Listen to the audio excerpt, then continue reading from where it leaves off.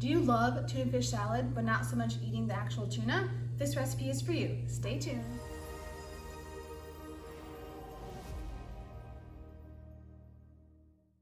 Hi friends, and welcome to my channel. My name is Amanda, and today I'm going to show you how you can make a vegan tuna fish sandwich. And it is going to be so delicious. So if you don't eat fish, don't want to eat fish, love fish, but are wondering how to eat less fish, here's one of my favorite recipes. Jackfruit tuna melt. Let me show you how it's made. So this recipe is just like your childhood tuna fish recipe, but not quite. I, for one, love tuna fish sandwiches. I had them as a kid all the time, I feel like. Loved them. And when I discovered how I can make it vegan, I was like, oh, I have to share my YouTube friends.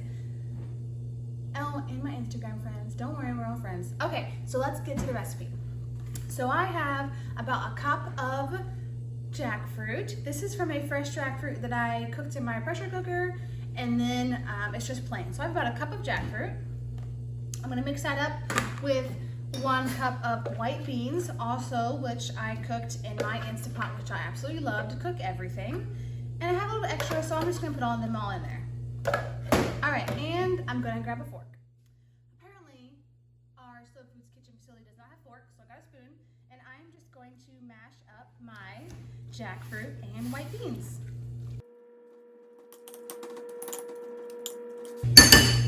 So I switched them. Let's switch to a potato masher because we really want our beans to be mashed up and have no chunks. We want to mix up that jackfruit in there well. Mix it up as well.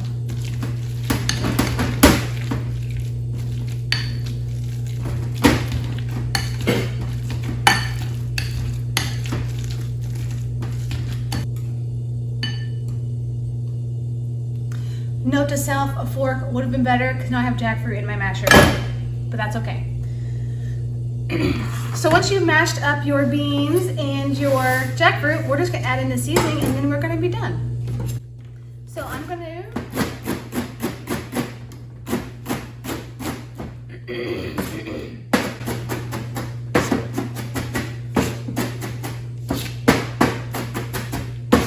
I have chopped and diced about a 1/4 cup of celery.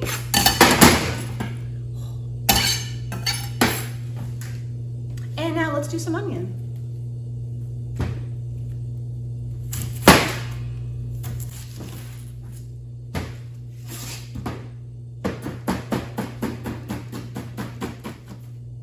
So I have about 2 tablespoons of onion.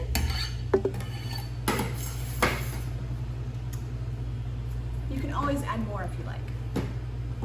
Now let's get some garlic. I love my microblade, and I'm gonna put all this information in the description box below, but I just love it. It's just a great way to get nice little small pieces into your recipe. I'm just gonna microblade my garlic in. I will even do this with the onion sometimes to really get the onion flavor and the juices out into my recipe. So good. So I'm gonna put 2 cloves of garlic because I love garlic.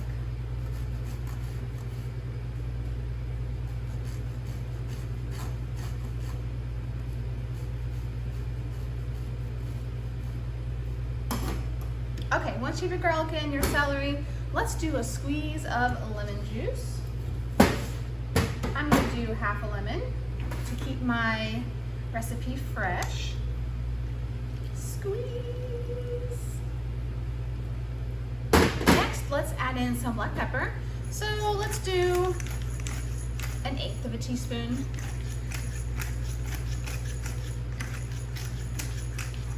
You can always add more.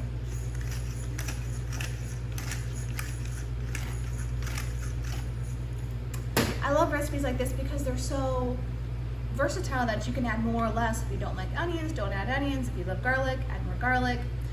Let's do a sprinkle of paprika. We're going to do half a teaspoon of tarragon. I almost left this out, but it really does make a difference. It makes it taste good. And let's just add some more.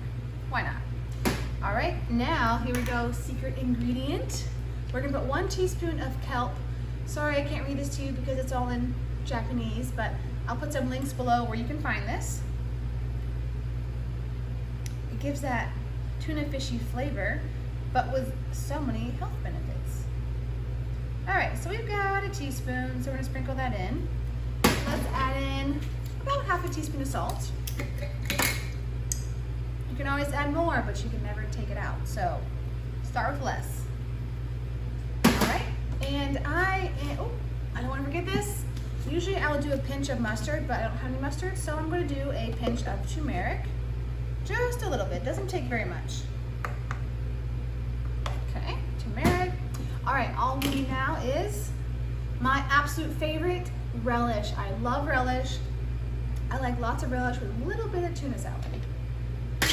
I went with Wickles relish because there is no high fructose corn syrup in it.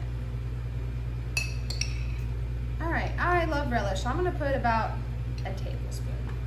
All right, so mix this up. Our last ingredient is going to be mayonnaise or veganaise. I love veganaise. But if you don't have veganaise, you can certainly just use mayonnaise.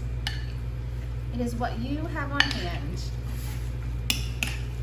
So I like to add the mayonnaise last because if you add a lot of relish, then you won't really need that much moisture. So I don't want to add too much mayonnaise. I don't want a runny sandwich. All right, so I'm just going to start with a spoonful of my veganaise, just enough to give it that moisture and flavor. Stir it up. And once we get it all mixed up, we're gonna taste it and see. All right. So once you're all mixed up with the recipe, give it a taste.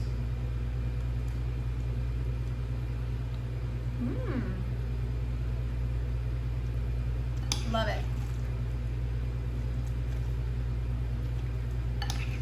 I think it's good. I'm gonna go have lunch. Of course, if you want to add something, add more of anything you want, more onions, more garlic.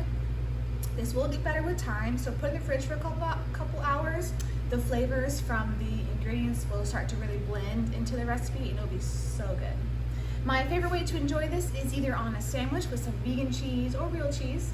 You know, it can be a vegetarian meal, that's okay.